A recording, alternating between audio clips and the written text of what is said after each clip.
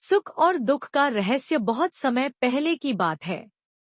एक छोटे से गांव में एक तपस्वी ऋषि रहते थे, जिनका नाम ऋषि देवदत्त था। उनका जीवन तपस्या और ध्यान में बीतता था।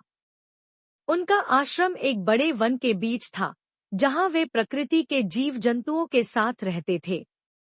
उनके कई शिष्य भी थे, जो उनसे ज्ञान प्राप्त करते थे। एक जिज्ञासु शिष्य उनके एक शिष्य का नाम आनंद था। एक दिन वह बहुत चिंतित था। उसका मन अशांत था। वह ऋषि देवदत्त के पास गया और बोला, गुरुवर, जीवन में सुख और दुख से कैसे मुक्त हुआ जा सकता है? ऋषि देवदत्त मुस्कुराए और बोले, बेटा, मैं तुम्हें एक कहानी सुनाता हूँ, जिससे तुम्हें तुम्हारे प्रश्न का उत्तर मिल जाएगा।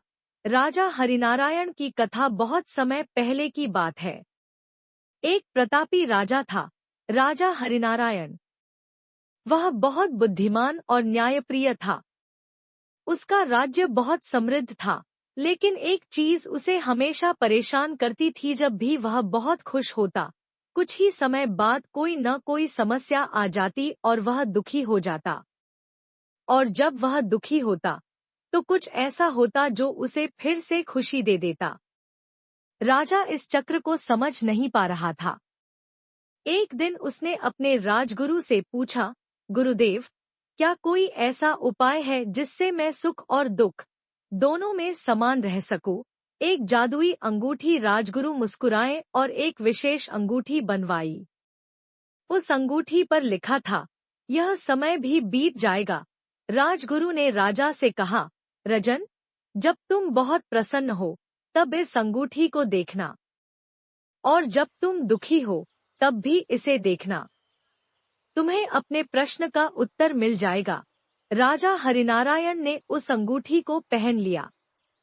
जब भी वह बहुत खुश होता, वह अंगूठी देखता और सोचता, यह समय भी बीत जाएगा। इससे वह अहंकार से बच जाता। और जब वह बहुत दुखी होता, तब भी वह वही अंगूठी देखता और समझता कि यह दुख भी स्थायी नहीं है, यह भी बीत जाएगा। धीरे धीरे राजा ने अपने मन को संतुलित कर लिया। अब उसे ना तो अधिक सुख में अहंकार होता और ना ही दुख में व्याकुलता। जीवन का सत्य ऋषि देवदत्त ने कहानी समाप्त की और आनंद से कहा, बेटा, यही जीवन का सत्य है। सुख और दुख दोनों ही अस्थायी हैं। जो इन दोनों को समान भाव से स्वीकार करता है, वही जीवन में सच्ची शांति पाता है। आनंद का मन शांत हो गया। उसने समझ लिया कि जीवन में किसी भी परिस्थिति को स्थायी मानकर ना तो। इस कहानी से हमें यह सीख मिलती है कि हर परिस्थिति अस्थायी होती है। सुख आए तो अहंकार मत करो, क्योंकि यह भी बीत जाएगा। दुख आए तो व्याकुल मत हो, क्योंकि यह भी बीत जाएगा।